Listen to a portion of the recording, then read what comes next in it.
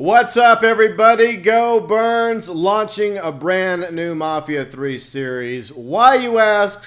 Well, because Giovanni wants me to do more Mafia 3 videos. So I spent the past day or so brainstorming, trying to come up with an idea for a Mafia 3 series that I could do that wouldn't feel like clickbait, that wouldn't feel like I'm trying to whore myself out for those awesome YouTube dollars. Well, in my case, it's more like YouTube cents. Anyway, so the idea I had is a backstory series. And we're going to go over some other backstories eventually regarding Vito, Sal Marcano, New Bordeaux. But first, we're going to kick things off with the protagonist himself, Lincoln Clay. Bear in mind, we're going to go over what we know so far, according to the two Mafia 3 trailers, other information that has come out. So most of this is about what we know thus far, with a teeny tiny amount of speculation, but hopefully not too much on my part. And if I do speculate too much, I'm just trying to connect dots, and maybe those dots go nowhere, or maybe they end up going somewhere. So let's get to it, shall we? Lincoln Clay, the protagonist of Mafia 3, was apparently born in New Bordeaux. He is a biracial orphan, meaning that one of his parents is probably white, the other black. We don't know what happened to his parents.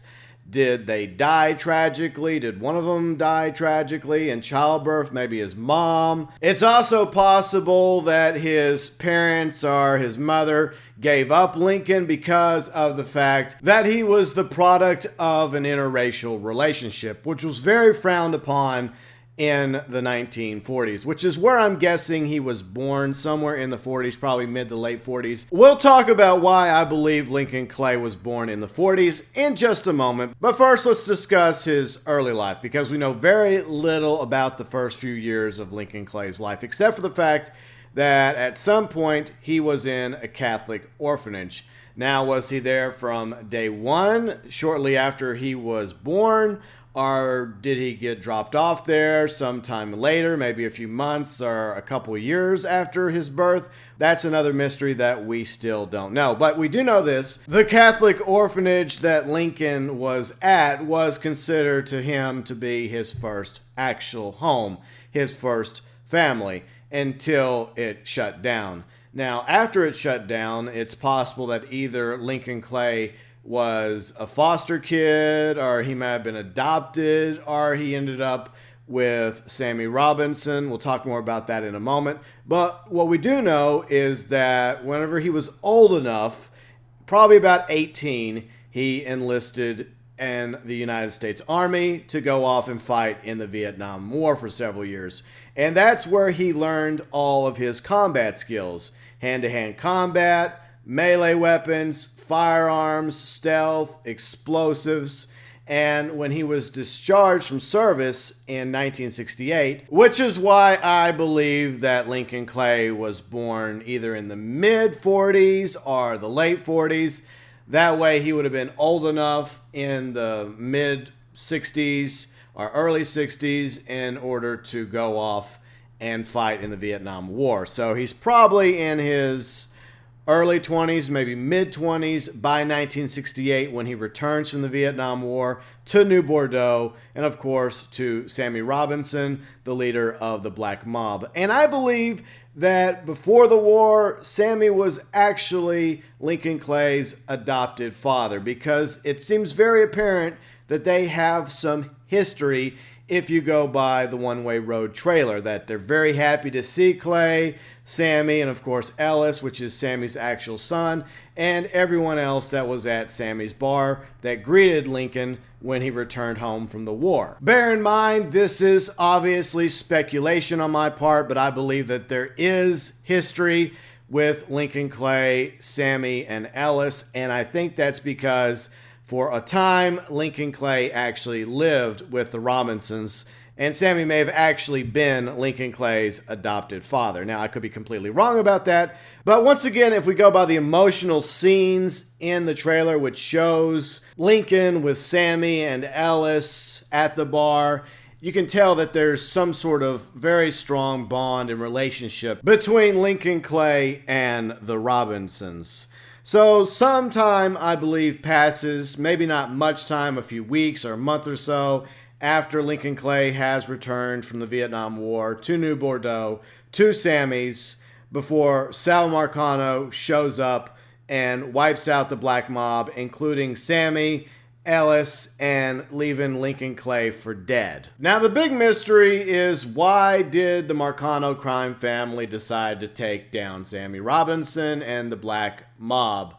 Because it seemed like they had some sort of friendship leading up to the betrayal, that there was some sort of alliance or truce between the Italian mob and the black mob. Whatever the case may be, the betrayal by the Italian mob led by Sal Marcano, wiping out the black mob, including Sammy Robinson and Ellis, leaving Lincoln Clay for dead, has serious ramifications on the story of Mafia 3. But Lincoln Clay was rescued in the fires of Sammy's bar by the priest, who was obviously also friends with Lincoln Clay, as well as the Robinson family. I don't know if he had direct ties to the black mob, but there was obviously a relationship there between Lincoln Clay, the priest, and the Robinsons. So the priest comes in, rescues Lincoln Clay from being burned alive at the bar. He tends to him, takes care of him, takes him out to the bayou where no one can find him. Some time passes,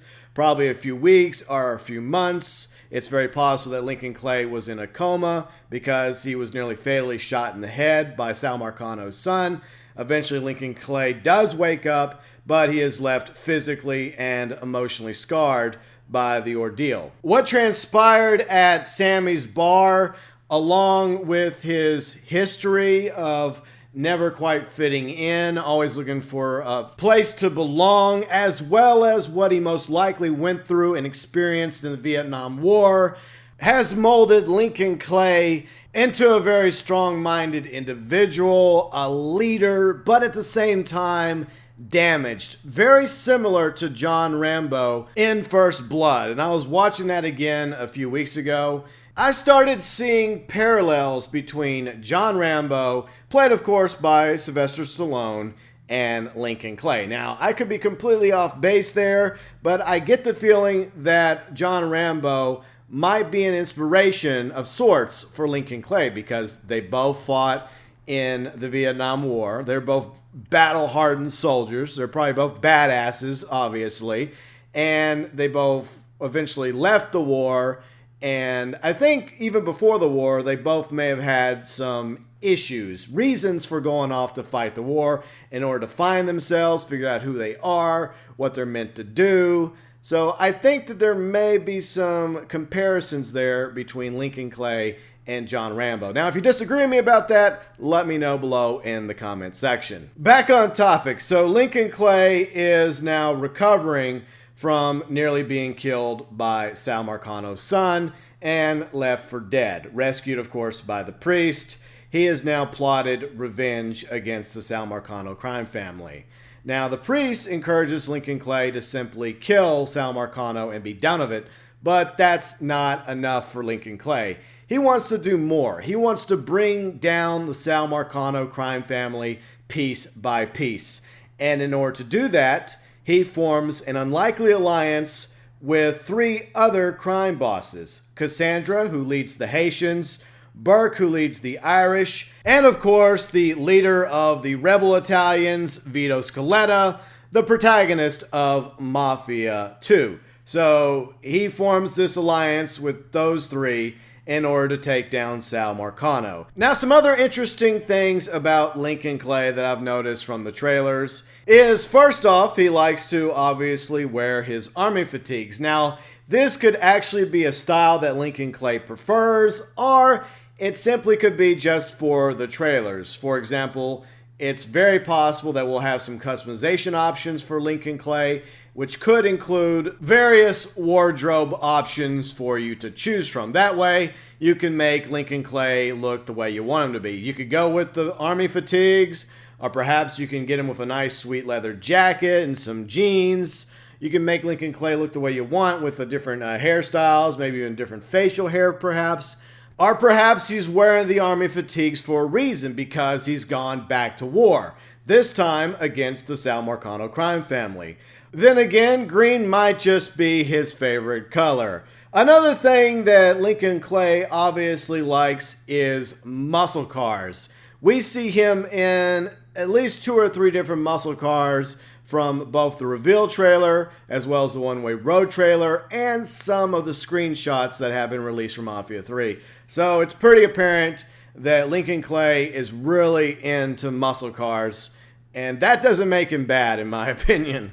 Lincoln also likes to carry around a few items from the Vietnam War, such as his trusty combat knife, which probably came in handy a time or two while he was at war. He also carries around his dog tags because he identifies himself as a soldier. And the third item you see him with in both the trailers is his Zippo lighter, which means obviously he likes to smoke, and it was probably very useful for starting a campfire, and it's quite useful if you happen to have some Molotov cocktails on hand. Now, the last thing I want to talk about is Lincoln Clay's beliefs. Now, that can come from being raised in a Catholic orphanage, the fact that New Orleans, the real-life version of New Bordeaux, is heavily influenced by Catholicism.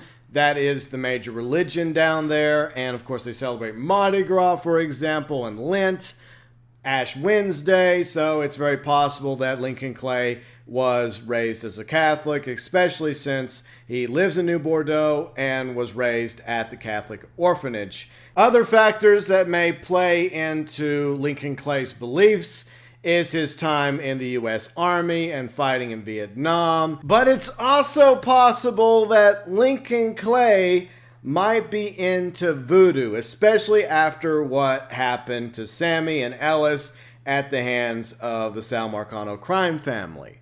Now, obviously one of his friends is a Catholic priest, so there probably is some Catholic influence there for Lincoln Clay, but he wants revenge. He wants to bring down the Marcano crime family. The fact that Cassandra is a Haitian, and Haitians in New Orleans do practice voodoo. And another tidbit is in the reveal trailer, in Lincoln Clay's muscle car, happens to be this bobblehead. Now, this could be a gift from Cassandra. Perhaps she's having some sort of influence on Lincoln Clay, spiritually or perhaps even romantically. I guess we'll find out eventually. And it's also possible that the bobblehead happened to come with the car. Whatever the case may be, we will learn more about Lincoln Clay in Mafia 3 coming October 7th to Xbox One, PlayStation 4, and PC.